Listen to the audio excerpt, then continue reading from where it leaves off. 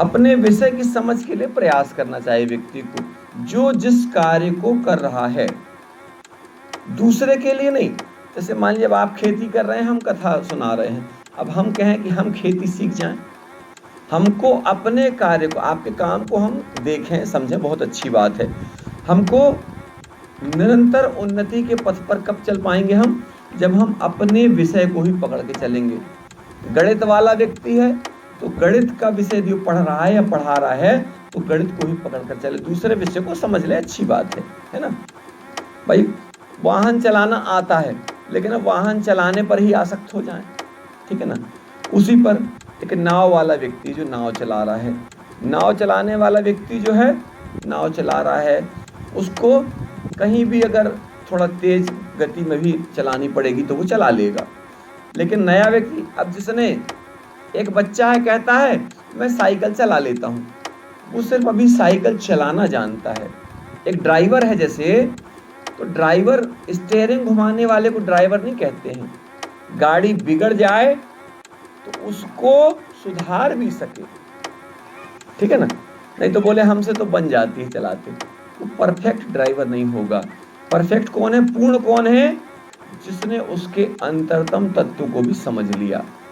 तो कुल मिलाकर के हम अपने विषय में परिपक्व हो जाएं, अपने विषय में पूर्ण हो जाएं। बड़े बड़े संगठन फेल हो जाते हैं, बड़े बड़े धनवान लोग, व्यवसायी लोग गरीब हो जाते हैं। उसका कारण क्या है, एकदम से वो जंप करके उठ तो गए लेकिन उसको वो समझ नहीं पाए। उठ तो गए, अचानक कहीं से भाई एक तो जमीन की दलाली किए, उसमें 5 लाख मिल गए। पहली जमीन की दलाली में 5 लाख मिल गए, उनको लगा ऐसे ही मिल जाएंगे दूसरी में भी, दूसरी में 5 चले ना जाएं। इसलिए बहुत सूझबूझ से व्यवसाय भी करें तो सूझबूझ से, किसी के साथ में रिश्ते नाते को भी निभाएं तो बहुत सूझबूझ के, क्योंकि और फिर इसके बाद में एक जो रिश्ता आता है ना, परम तत्व से नाता, कहते हैं एक रिश्ता और बनाइए। इतने सारे रिश्तेदार तो आपने बनाए हैं, एक रिश्तेदार और बनाइए। तो बोले बाबा जी इतने सारे रिश्ते बनाए कोई काम के नहीं है, इसीलिए तो बोल रहे हैं एक रिश्ता और बनाओ। किससे, कहते ना अब डरने की क्या बात है, जब ऊपर वाला अपने साथ है, बोलते हैं ना अपन लोग, उस ऊपर वाले से रिश्ता हम लोग नहीं बनाते हैं, हम लोग इन नीचे वालों से बनाते थे, या मोर काका या मोर चाचा। और फिर झटका लगा तो बोले यार मालूम हम समझ नहीं पाए, रिश्ते नाते तो स्वार्थ के हैं, सिर्फ एक ही रिश्ता है, एक पिता का।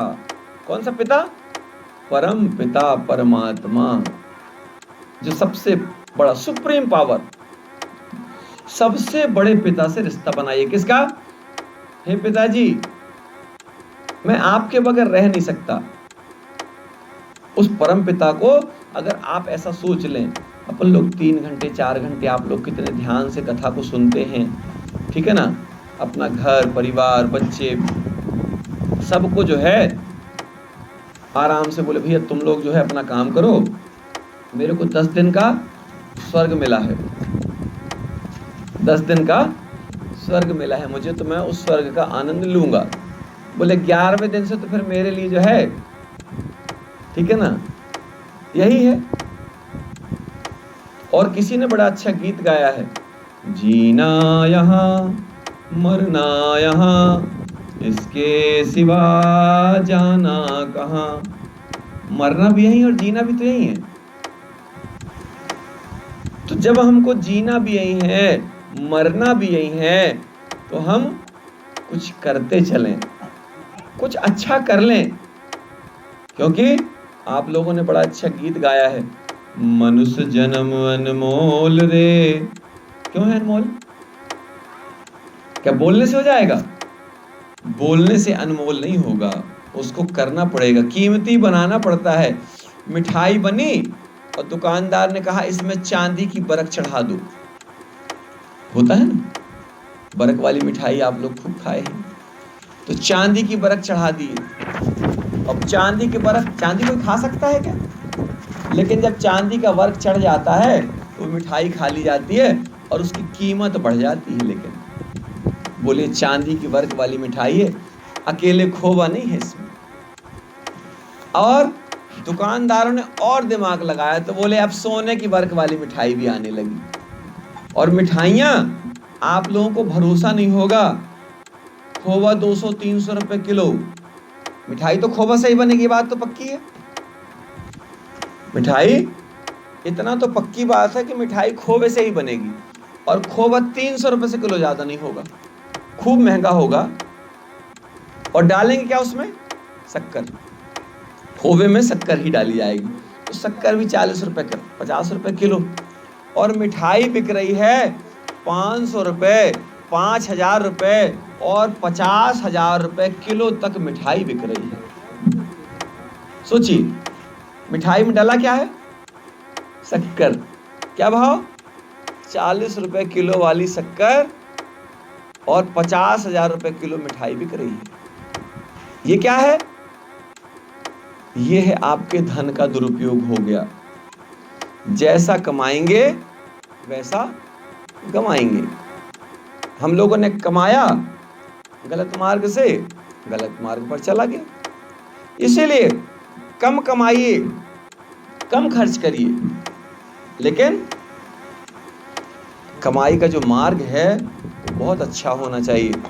क्योंकि हम लोगों को अपनी संतान के लिए तो बोले कमाएं क्या? बोले पैसा ना कमाए, बोले पैसा कमाओ, सत्कर्म कमाइए। क्योंकि जो सत्कर्म की कमाई है ये फल रखा है, इसमें कितनी धूप लगनी है ये फल तय नहीं करता है, वृक्ष तय करता है। ठीक है ना? और जब वृक्ष तय करता है, और वृक्ष में भी प्रकृति का जो सिस्टम है अपना तय है, कितने धूप सहता है ये फल, गर्मी बरसात सब सहता ना। 4-4 6-6 महीने लगा है पेड़ में, और फिर एक निश्चित समय के बाद ये नारियल है, नारियल को फल को देखो आप, नारियल पानी लोग पीते हैं, नारियल में पानी कहाँ से आता है? 50 फुट ऊपर, कौन सी मशीन से भेजता है आदमी? और एक फल में नहीं, जितने फल हैं सब में नारियल में पानी भरा है। पहले पानी भरता है, उसी पानी की मलाई बन जाती है, उसी मलाई को धीरे धीरे सूखता सूखता जो है तो नारियल का भेला बन जाता है। कौन कर रहा है? हर नारियल के अंदर एक एक आदमी को बैठाला गया है क्या कि जितने नारियल है, एक कर्मचारी लगा दो, सब में पहले पानी डालो, फिर उसकी मलाई बनाओ। ठीक है ना? ये है प्रकृति। प्रकृति अपने आप स्वनिर्मित है, प्रकृति को कोई बना नहीं सकता। एक ऐसी शक्ति है जो स्वयं से बनती और स्वयं से मिट जाती है। कैसे? जैसे मकड़ी का जाला, मकड़ी अपने जाल को स्वयं ही बनाती है और बाद में उसको स्वयं ही जो है निगल लेती है, और कहते हैं उसी में फंस भी जाती है। ठीक है ना? तो हम लोग भी इसी तरीके के हो गए हैं, स्वार्थी हो गए हैं हम लोग, और सबसे स्वार्थ देखते हैं। प्रेम ना मिले तो प्रेम नहीं देते।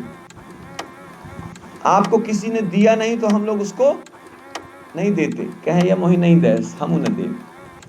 आज की आपको बात बताएं, आज की ही बात, क्योंकि हम अपने अनुभव पर काम ज्यादा करते हैं।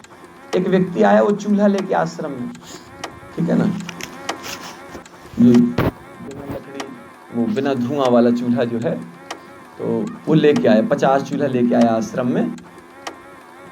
तो हमने उससे कहा भैया एक काम करो, साईं राम भैया इसकी एजेंसी चला रहे हैं, तो कुछ चूल्हे उनके पास भेज दो, कुछ चूल्हे आश्रम में रख दो। तो क्या कहता है, एक ही जगह उतरेंगे पूरे। अब हम गुस्सा हो सकते थे ना, लेकिन हमने कहा बताओ यदि हम ही गुस्सा हो जाएंगे तो मन को ठेस तो लगी थोड़ी सी। हम उसको ऑर्डर भी दे सकते थे, एक काम करो तुम पूरे ले जाओ, लेकिन हमने कहा एक काम करो, तुरंत हमने बढ़िया प्रसाद निकाला, हमने कहा ले भैया तुम प्रसाद पाओ।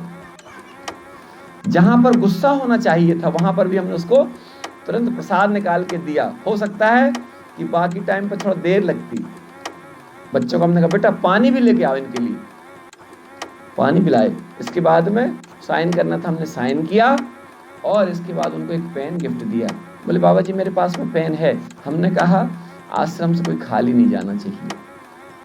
अब नहीं तो गुस्सा हो जाते, तो क्रोध लेके तो जाता हमारा वो। पर इसके बाद उसके चेहरे पे देखा कि पश्चाताप दिख रहा था उसके चेहरे पर। तो कुल मिलाकर हम लोग बदले में पाना जो चाहते हैं वही हमारी समस्या है। किसी के साथ बदला न चुकाएं, सबसे पहला फार्मूला जीवन का। जीवन को यदि आनंद में जीना है,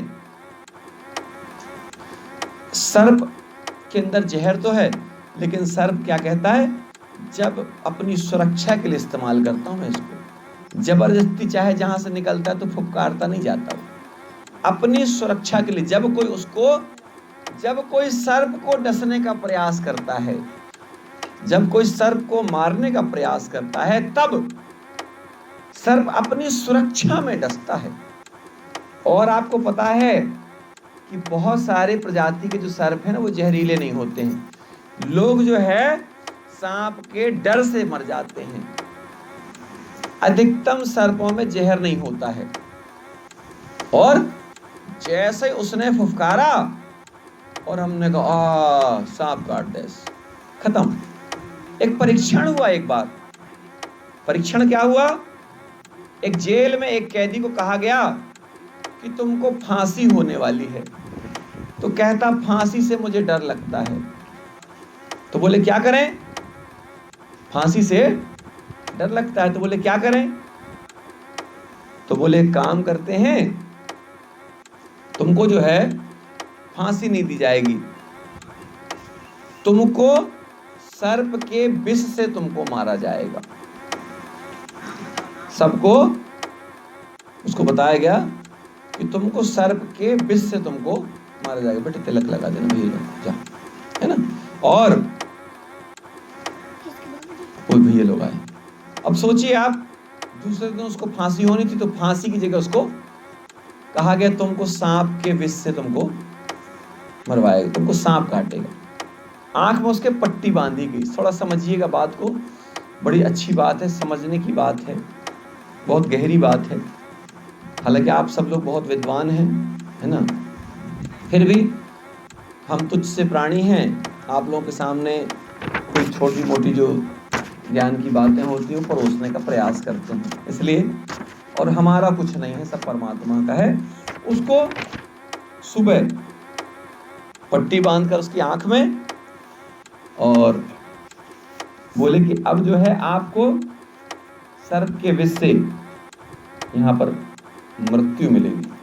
आंख में पट्टी बंधी है, दो बारीक सी सुई ली गई, समझिएगा, दो बारीक सी सुई ली गई और उसके शरीर में पिंच कर दिया गया, चुभा दिया गया।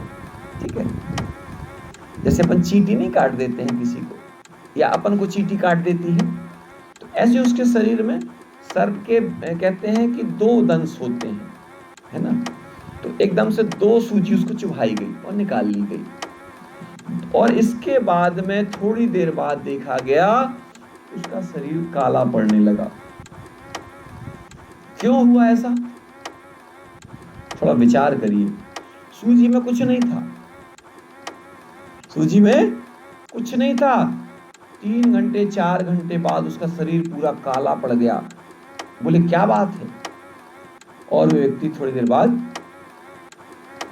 मर गया। बोले पोस्टमार्टम होगा, पोस्टमार्टम हुआ, उसके शरीर में सांप का जहर निकला। अब बताइए कैसे संभव है, कभी सोच सकते हैं अपन ऐसा? ऐसा अपन सोच नहीं सकते। लेकिन जब पोस्टमार्टम की रिपोर्ट आई, तो पोस्टमार्टम की रिपोर्ट में सर्प का विष निकला। तो बोले पता करवाया जाए कि ऐसा क्यों हुआ। तो बोले कि व्यक्ति के दिमाग में जो जहर है ना, वो अपना काम करता है। अब मुझे सांप काटेगा, अब मुझे सांप से कटवाया जाएगा, अब मुझे सांप काटेगा, अब मुझे सांप से कटवाया जाएगा। उसके अंदर सांप का जहर तैयार होने लगा अपने आप। कैसे होने लगा? जैसे आपकी किसी से लड़ाई ना हो और हम आपसे बोल दें आके कि आपके लिए षड्यंत्र रचा जा रहा है। रात में आपकी खटिया के नीचे जो है एक सर्प को डाला जाएगा और वो आपको काट देगा, और आपकी खटिया के नीचे धोखे से कोई रस्सी पड़ी है और आप पैर नीचे उतारे और रस्सी में पैर पड़ा और आपको ध्यान आ गया फलाने ने जो है बताया था। अब आप टार्च भी नहीं मारोगे, अब आप सोच रहे हो कि अगर पैर उठाऊंगा तो डस देगा, और है क्या? रस्सी। लेकिन आपके मन का जो भेद है, मन के अंदर आपके जो चल रहा है, वो परेशान करता है। तो इसीलिए कहते हैं कि हम लोग जो हैं अपने विषय को, अपने पवित्र चिंतन को मजबूत करते रहें, क्योंकि जैसी आपकी यहां से सोच होगी, आपने सोच लिया ये मीठा नहीं होगा, ठीक है, आपने 2 बार 4 बार सोचे ना हो मीठो, और आप खाओ, नहीं है मीठो। क्यों? आपने प्लानिंग कर ली पहले से। आप, और हमने आपसे बताया है, आपकी कोई भी प्लानिंग परमात्मा की प्लानिंग से ऊपर नहीं जा सकती। परमात्मा की प्लानिंग जो है, परमात्मा की प्लानिंग से बड़ी आपकी प्लानिंग हो नहीं सकती। यही बात हमने रामायण में, महाभारत में, श्रीमद् भगवद गीता में, ठीक है ना, जितने भी पुराण हैं, जितने भी ग्रंथ हैं, जितने भी तत्ववेत्ता हैं, जितने भी पवित्र विचारक हैं, सबके लिए एक अलग वातावरण है। और अंदर से ही टूटा है व्यक्ति, ध्यान रखिएगा। व्यक्ति जो है अंदर से ही टूटता है। कब? कांटा लग जाए और कोई ना हो तो क्या करेंगे आप? किसको आवाज देंगे भैया? जैसे बच्चा रोता कब है? जब उसके पास में कोई होता है, और अकेला होता है तो उठ के फिर खेलने लगता है। इसी तरीके से हम लोग क्या करते हैं, जब हम लोग, हमारे पास कोई होता है तब कहते हैं बहुत जोर से लग गया, और जब कोई नहीं होता है अपन चुपचाप जो है फिर से अपने काम में लग जाते हैं। सामान्य सी बात है, रोज की बातें हैं। तो कुल मिलाकर के कहते हैं जो जैसा सोचता है वो वैसा हो जाता है। तो हमसे कहते हैं बाबा जी आप सबको भगवान कहते हैं कि आप भगवान जी हो, क्यों कहते हैं? इसके पीछे आपने कभी सोचा? जब आप किसी को चोर कहते हैं तो कहता अभी तक तो नहीं किया था चोरी, अब चोरी करके बताऊंगा, कहते हैं ना। कहे तुम चोरी क्यों? क्या बाबा जी अभी तक तो नहीं करता था, अब देखना। तो हम कहते हैं तुम तो भगवान हो, तो वो कहता है अभी तक तो नहीं था लेकिन अब बनूंगा। सोचिए, इतना बड़ा इसके पीछे जो एक रहस्य है, और ये प्रकृति का रहस्य है। आप उसको रोज बोलिए भगवान जी भगवान जी भगवान जी, निश्चित मानिए एक दिन वो भगवान जैसा हो जाएगा। और हम तो देख रहे हैं, हमको तो कितने सारे भगवान मिल गए, और लोग अभी एक भगवान में भी भेद ढूंढ रहे हैं। हमको सब में भगवान दिखाई देने लगा तो कहते हैं यही तो ढोंग है। अब भगवान मान लेना, अगर ढोंग है तो हम ढोंगी हैं भाई। अगर मैं आप में परमात्मा देख रहा हूं, आपको हाथ जोड़ रहा हूं, ये गलत है, तो हम तो भैया ऐसा ही हैं। हमको हाथ जोड़ने में ही आनंद आता है, हमको किसी से हाथ जुड़वाने में आनंद नहीं आता है। ये हमारे सामने हमारी माताएं बैठे, हमारे बच्चे बैठे, हम अब संकोच बस किसी का सम्मान रखना इसलिए पैर पड़वा लेते हैं। नहीं तो हमको कोई आप लोगों से पैर पड़वाने का कोई शौक नहीं है। आप लोगों का भाव है इसलिए ठीक है, आपको कष्ट ना हो, आपका मन पवित्र रहे, आपको बुरा न लगे, इसलिए ठीक है आप जो कर रहे हैं। आप हैं हमारी माँ, ठीक है। और जब अपनी माँ, अपने पिता, ठीक है ना, दशरथ जी ने अपने राम को कहा बेटा तुम मुझे कारावास में डाल दो और तुम वनवास मत जाओ। पिता ने कहा क्यों? तो राम जी ने कहा पिताजी आप कैसी बात कर रहे हैं, ऐसा कैसे संभव है? अरे बोले मैंने तेरे साथ गलत किया है ना बेटा। बोले नहीं पिताजी, पिता का तो स्थान अलग है, पिता कुछ भी बोलते उसको तो करने की चीज है। क्योंकि पिता क्या चाहता है? पिता चाहता है मेरी संतान से अच्छी संसार में कोई दूसरी संतान हो ही ना। हर पिता चुरकट भी, पॉकेट मार भी चाहता है, कि मेरा बेटा जहां से निकले ना तो 100 तोपों की सलामी हो। हाँ, बेटों को नहीं मालूम ये बात, क्योंकि बेटों का भी उसका अनुभव नहीं है। भाई बेटा क्या चाहता है, पिताजी तो मेरे से पल्लेदारी करवाते हैं, मेरे से बहुत काम करवाते हैं, लेकिन करवाते क्यों? इसीलिए करवाते हैं। और निश्चित मानिए राम जी जैसा बनाने के लिए हम लोग बार बार प्रेरित करते हैं। अभी तो बहुत सारे प्रसंग आना बाकी हैं, और जिन प्रसंगों पर हम लोग चल रहे थे उन प्रसंगों में से हम लोग जो है अगले प्रसंग की तैयारी करेंगे। बोले सियावर रामचंद्र भगवान की जय। आप सभी पवित्र आत्माओं की जय हो, जय हो, जय हो।